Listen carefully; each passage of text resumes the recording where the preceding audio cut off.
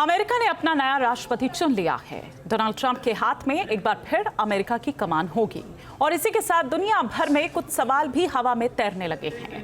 Middle east से लेकर Europe तक में इस वक्त जंगी मोर्चे सजे हुए हैं, जिनमें अमेरिका एक बड़ा रोल प्ले कर रहा है। ऐसे में अब सभी की निगाहें इस बात पर टिकी हैं कि ट्रंप इस रोल को कैसे आगे बढ़ाएंगे। क्या वो युद्ध रुकवाएंगे जैसा कि उनकी ओर से कहा गया था, और या फिर होगी बड़ी तबाही।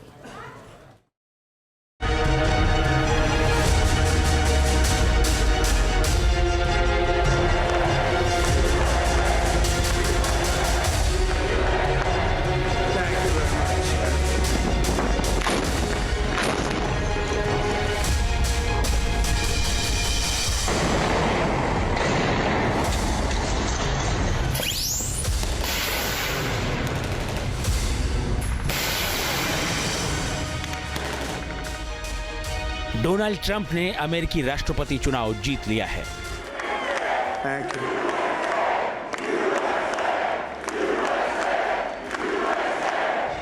उन्होंने उपराष्ट्रपति कमला हैरिस के खिलाफ जीत हासिल की, जिससे उन्हें व्हाइट हाउस में दूसरा कार्यकाल मिल गया है।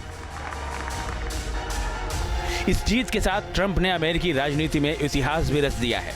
ट्रंप 1892 के बाद से पहले राष्ट्रपति बन गए हैं, जो एक कार्यकाल के अंतराल के बाद दोबारा राष्ट्रपति बनने जा रहे हैं।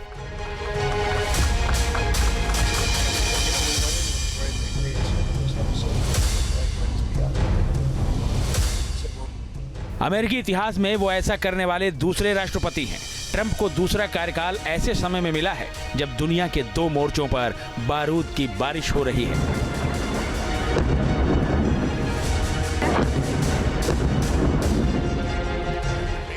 ट्रंप के दोबारा राष्ट्रपति बनने का असर सिर्फ अमेरिका ही नहीं, पूरी दुनिया पर होने वाला है, खासकर उन क्षेत्रों पर जो लंबे वक्त से युद्ध की मार झेल रहे हैं। एक और 32 महीने से रूस और यूक्रेन की जंग जारी है।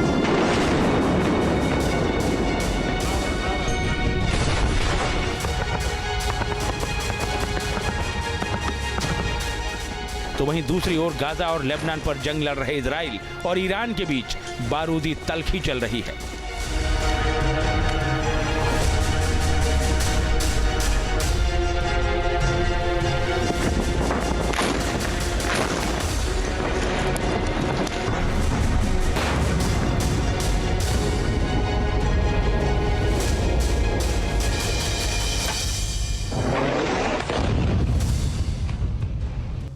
सवाल यह है कि क्या ट्रंप इजराइल और ईरान के बीच की तल्खी दूर करा पाएंगे? क्या ट्रंप रूस और यूक्रेन के बीच शांति समझौता करा पाएंगे?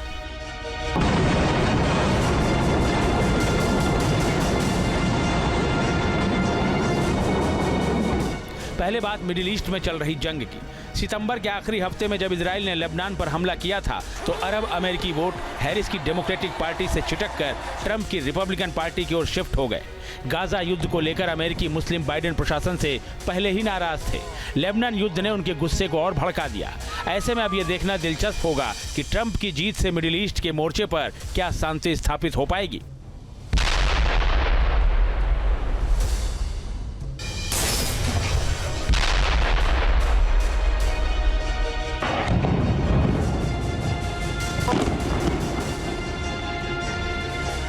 हालांकि ट्रंप लगातार इजराइल के प्रति पुरजोर समर्थन जताते रहे हैं। इजराइल पर हमास के हमले से लेकर हिजबुल्लाह और ईरान के हमले तक की वो आलोचना करते रहे हैं। उन्होंने तो इजराइल पर ईरानी हमले के बाद बड़े पलटवार की वकालत करते हुए ईरान के न्यूक्लियर ठिकानों पर हमले तक का समर्थन कर दिया था।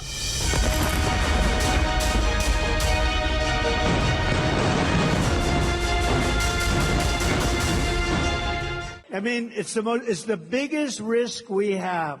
Nuclear weapons, the power of nuclear weapons, the power of weaponry. You know, I rebuilt the entire military, jets, everything. I built it, including nuclear, and I hated to build the nuclear, but I got to know firsthand the power of that stuff. And I'll tell you what, we have to be totally prepared. We have to be absolutely prepared. But when they asked him that question, the answer should have been hit the nuclear first and worry about the rest later.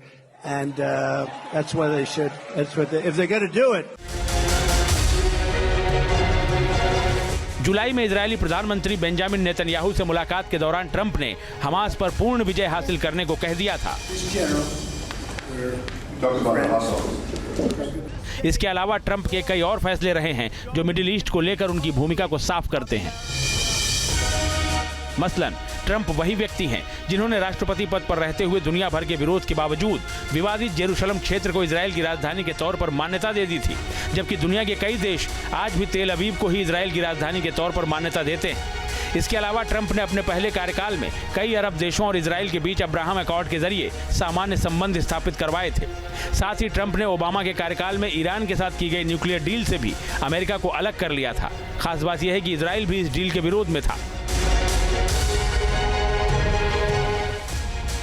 हालांकि अपने पहले कार्यकाल में मुसलमानों के America आने पर प्रतिबंध लगाने और नेशनल रजिस्टर बनाने की मांग करने वाले ट्रंप ने अपने चुनावी अभियान में अमेरिकी मुसलमानों को लुभाने की खूब कोशिश की थी। उन्होंने अरब अमेरिकियों की बड़ी आबादी वाले स्विंग स्टेट मिशिगन में जंग खत्म करने की भी बात कही थी। अब ये देखने वाली बात होगी कि दोबारा अमेरिका की कमान हासिल करने के बाद अब मिडिल ईस्ट को लेकर ट्रंप का क्या रुख रहता है।